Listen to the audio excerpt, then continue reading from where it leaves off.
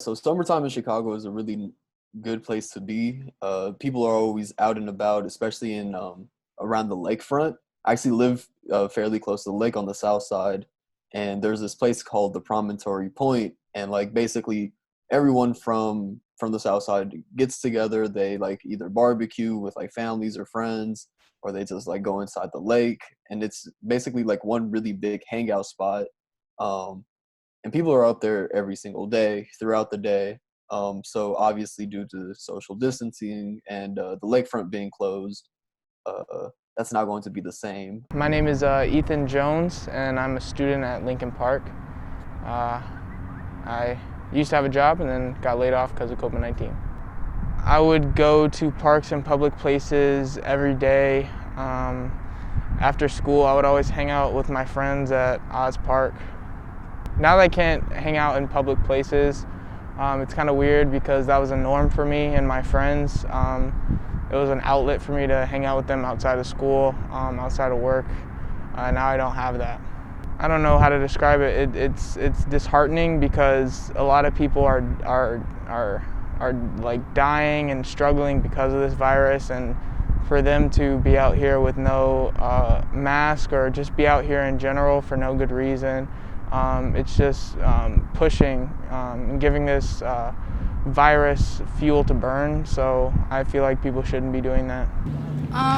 So I don't watch the news very often, but in terms of like social media, Twitter especially, I've seen a lot of Lori Lightfoot memes as, I guess, trying to interfere with people going outside. And I've seen one or two of her public speaking events where she talks to the people of Chicago, trying to encourage them to stay inside. And I think that she's trying to get the message across as best she can, and being very like forceful with her words and trying to get people to understand how serious their impact could be if they just stayed inside.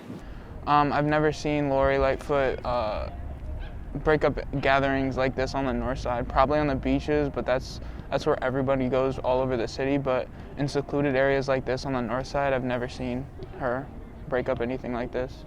There's been a very clear discriminatory presence of policemen in the predominantly Black and Hispanic neighborhoods when it comes to shutting down like either functions or like large get-togethers in general, even if it's like I guess respecting social distancing. So, for example, like what you said, Oz Park. For those of you who don't know, Oz Park is in the north side of Chicago, where it's predominantly white and like wealthy people. Um, you always, and this is on the lakefront as well. You always see people breaking social distancing guidelines. Like the lakefront is closed, and still I see like on social media, on some of my friends' social medias, that people are still up there, like riding a bike or running. But I feel like you always see places in the South Side getting shut down or police come, and I think that's been a really big problem that's been addressed specifically in New York, where this is happening as well. Out of 40 arrests made for not respecting social distancing, they said about 35 people were African American, four were Hispanic, and like one person was white out of those 40 arrests. So like obviously 39 people out of 40 were minorities in the United States, and that doesn't seem like one very rational when uh, like you see pictures of Central Park, and it's like filled with people, but like no arrests are happening. There's no real like police presence there, it seems. And I think that similar things are happening in Chicago.